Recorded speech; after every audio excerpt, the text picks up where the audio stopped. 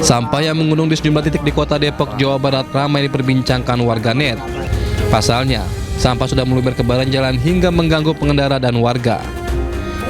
Pemerintah Kota Depok, yaitu Wali Kota Depok, merespon video viral yang kian meresahkan warga.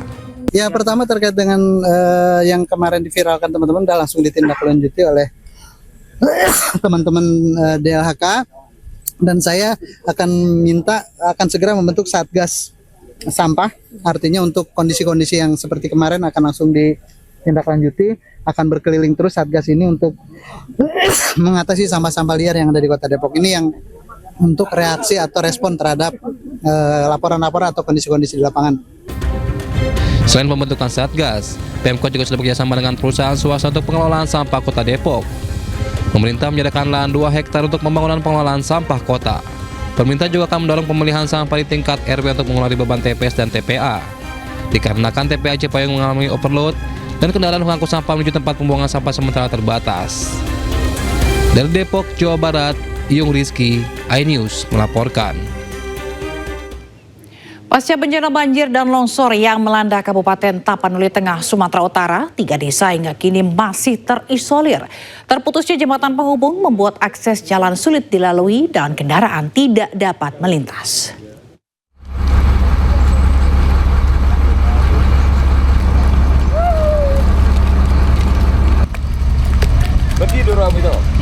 Hampir 2 bulan pasca banjir dan longsor di Tapanuli Tengah yang menyebabkan jembatan penghubung antar desa putus, hingga kini 3 desa di Kabupaten Tapanuli Tengah masih terputus. Putusnya jembatan penghubung serta timbunan material longsor dan lumpur tebal menyebabkan kendaraan tidak dapat melintas. 3 desa tersebut yaitu Desa Sigiring-Giring, Desa Kalangan 2, dan Desa Tapian Nauli Sauranggita. Hingga saat ini, satu-satunya akses yang bisa ditempuh menuju lokasi hanya dengan berjalan kaki.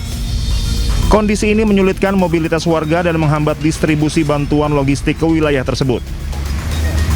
Bupati Tapanuli Tengah Masinton Pasaribu menyampaikan pemerintah daerah terus mengupayakan agar akses jalan dan jembatan dapat segera dipulihkan. Pembukaan akses dilakukan secara bertahap dengan mengerahkan alat berat serta melibatkan berbagai unsur terkait. Iya, ada masih di atas ini, ada 3 desa terisolir dan dusun gitu ya. Nah, ini kami terima kasih dengan bantuan dari Mabes TNI AD, khususnya dari Pak Kasat ya, yang sudah membawa Aramco ya, dan juga tentu kemarin disampaikan juga ke Pak Pangdam, Bukit Barisan, Pak Danrem dan Pak Dandim, semua kita gotong royong agar akses ke atas ini bisa terurai. Tadi ada disampaikan Pak Dandim beberapa patahan dan membutuhkan baik itu Bronjong dan juga Aramco. Pemerintah daerah menargetkan akses jalan dan jembatan penghubung dapat segera berfungsi kembali sehingga distribusi bantuan lancar dan aktivitas masyarakat kembali normal. Dari Tapanuli Tengah, Sumatera Utara, Sukriyadi, iNews melaporkan. Sementara itu, pemerintah terus mempersiapkan dana untuk penanganan bencana. Menteri Keuangan Purbaya Yudi Sadewa menyayangkan bila dana ini tidak digunakan secara maksimal. Nggak disebut nama, nggak ngambek Pak. Saya ngambek kalau uangnya disediain pakai utang nggak dipakai juga. Jadi saya kumpulin uang banyak, gebuk-gebuk orang pajak, bea cukai ditumpuk di sana nggak dipakai. Sementara di sini bencananya masih susah masyarakatnya.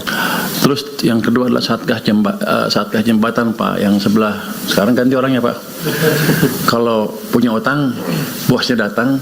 Kalau udah utangnya lunas, anak buahnya datang Pak. Tidak benar. Jadi kita alokasikan Pak 1 triliun ke Satgas Jembatan. Terus kemarin di Hambalang ada perintah ditambah 2 triliun. Jadi Satgas Jembatan punya alokasi dana harus sekarang 3 triliun. Kalau nggak beres juga jembatan di sini keterlaluan. Tapi saya pikir ya utangnya.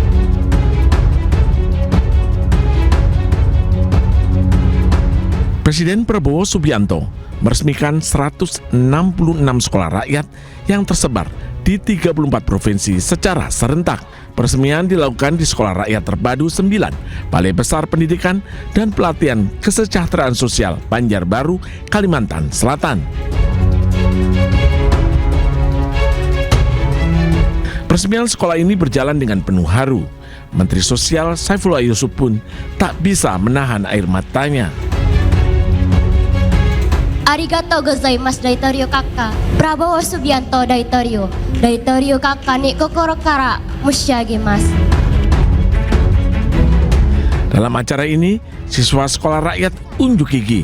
Mereka menunjukkan bakat dan hasil kerja keras mereka selama ini. Salah satunya adalah kemampuan berbicara dalam berbagai bahasa. Presiden Prabowo pun bangga atas kemampuan anak-anak ini. Bisa ada anak yang pidatonya dalam beberapa bahasa luar biasa. Yang mereka itu bahasa Inggrisnya menurut saya luar biasa, karena saya besar di luar negeri. Kalau saya bahasa Inggrisnya bagus, ya wajar, saya pernah tinggal di daerah-daerah situ. Tapi anak ini saya kagum juga sama dia tadi. Siapa namanya itu ya? Nanti yang tadi itu yang berbahasa bagus itu semua ya, nanti suruh menghadap saya ya. Mungkin bagusnya kita kirim juga ke luar negeri, kira-kira gimana? Setuju nggak?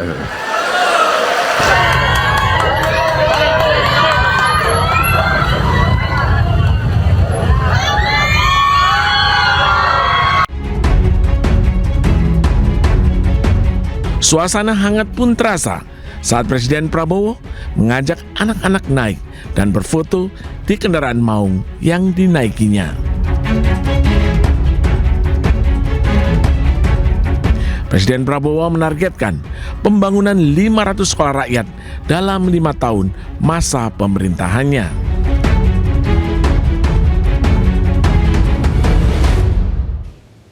Ya pemirsa, kilang minyak terbesar di Indonesia resmi beroperasi. Kilang ini menjadi tonggak kemandirian energi nasional.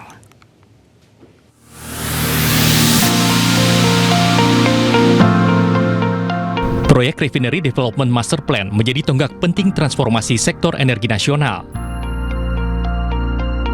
Menko Bidang Infrastruktur dan Pembangunan Kewilayahan Agus Harimurti Yudhoyono menekankan kilang minyak ini akan memperkuat ketahanan dan kemandirian energi. Presiden Prabowo Subianto tegaskan, ke depan pemerintah akan terus kembangkan energi terbarukan yang ramah lingkungan. Yang hadir Menko Infrastruktur dan Pembangunan Kewilayahan Saudara Agus Harimurti Yudhoyono,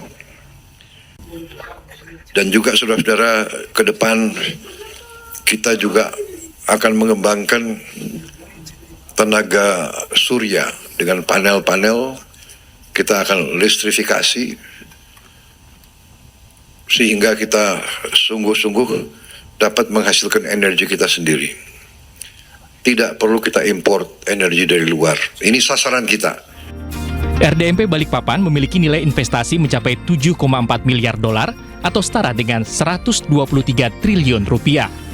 RDMP juga membuat kapasitas pengolahan kilang pun meningkat dari 260.000 barel per hari menjadi 360.000 barel per hari. Ya, sementara itu Presiden Prabowo Subianto menegur direksi BUMN yang meminta bonus meski perusahaannya merugi. Presiden juga meminta Danantara untuk bersih-bersih BUMN. Terlalu banyak pengalaman kita. Direksi BUMN, saya katakan saja, tidak baik.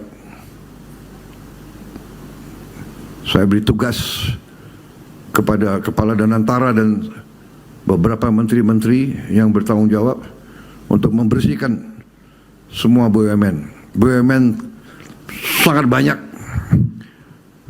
yang rugi. Sudah rugi, minta tantiam lagi.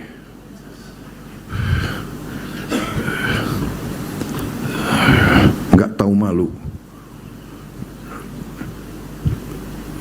Dablek menurut saya.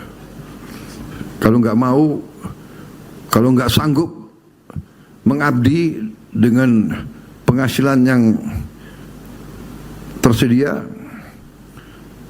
berhenti saja, segera minta berhenti. Banyak. Pemirsa, Gubernur Jawa Timur Khofifah Indar Parawansa menghadiri panen raya jagung di Sidoarjo, Jawa Timur. 6 ton jagung dikirimkan ke Bulog dan hasilnya dikembalikan kepada petani sebagai upaya menciptakan swasembada pangan.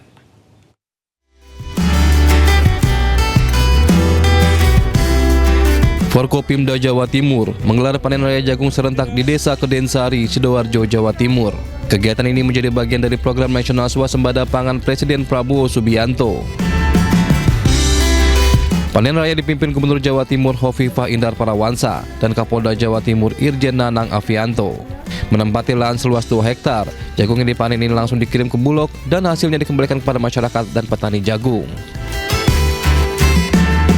Kita melaksanakan panen seluas 2 hektar jagung yang sudah siap dipanen. Kemudian dalam pelaksanaannya tentunya ini melibatkan seluruh kelompok tani yang ada di wilayah Desa Kedensari ini. Kemudian selanjutnya untuk selesai panen ini nanti akan kita berkoordinasi dengan Bulog. Hasil panen di Desa Kedensari ini diperkirakan mencapai 6 ton. Sebelumnya, Sidoarjo juga sudah panen jagung di atas lahan seluas 3 hektar dengan hasil 8 ton. Dari Sidoarjo, Jawa Timur, Pramono Putra, iNews melaporkan.